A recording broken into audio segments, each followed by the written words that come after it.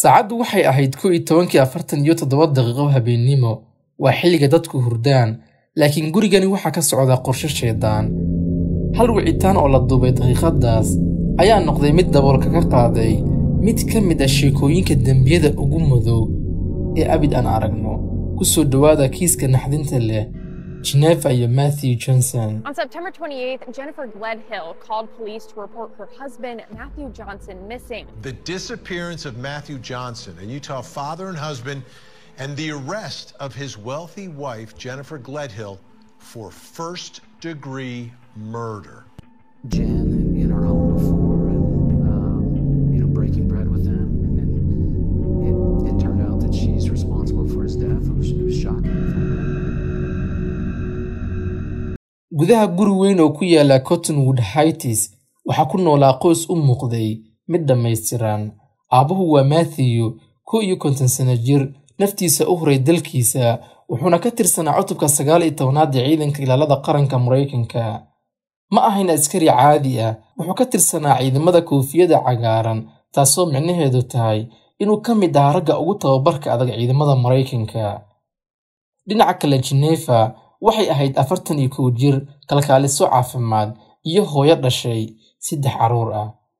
dadka dibadda ka yaqaana Jennifer waxay u haysteen inay tahay hooyo jecel caruurteeda laakiin waxaa jirta waxaysan dadka ogeyn inuu khilaaf ka dhex taagan yahay Jennifer iyo Matthew waxayna damacsanayd furiin laakiin waxa ay dooratay wado dhiig leh habeenkii taariikhdu ahayd 21 September Matthew waxa uu ku jiray qolkiisa hurdada Jenniferna way ogeyd in ninkeedu yahay askari tababaran oo haddii uu soo jeedo aysan waxba ka qaadi karin sidaas darteedna waxa ay sugtay intuu ka galaayo hurdo dheer iyadoo ka faa'iideysanaysa aqoonta ay u leedahay jirka bini'aadamka waxa ay si tartiib ah u soo gashay qolka waxay qaadatay bastooladii Matthew ee shaqada waxayna dul istaagtay isagoo hurda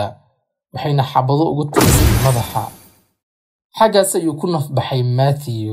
markii ay dishay kadib Jennifer ma wicin booliiska taa beddelkeeda waxa ay bilowday wejiga labaad ee qorshaha baabi'inta cadeymaha ugu horeyntii waxa ay meertay dhiigii yaalay qolka waxay qaaday joorargii uu ku dhintay Matthew wayna tuurtay iyadoo soo iibsatay mid cusub si aan loo dareemin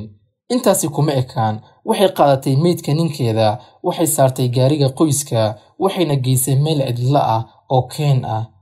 halkaas ay ugu qoday good oo ay gelisay si aan weligii loo helin markii ay guriga ku soo noqotay waxay iska dhigtay qof walwalsan iyagoo booliiska u sheegtay in ninkeedu lumay oo aanan lahaynin laakiin dambi kasta waxa uu leeyahay daldaloolo Jennifer inkastoo ay isku dayday inay qariso badanaa sirta waxaa jiray nin kale oo xiriir hoosaad ay lahaayeen ninkan ayaa u sheegtay wax kasta oo faahfaahsan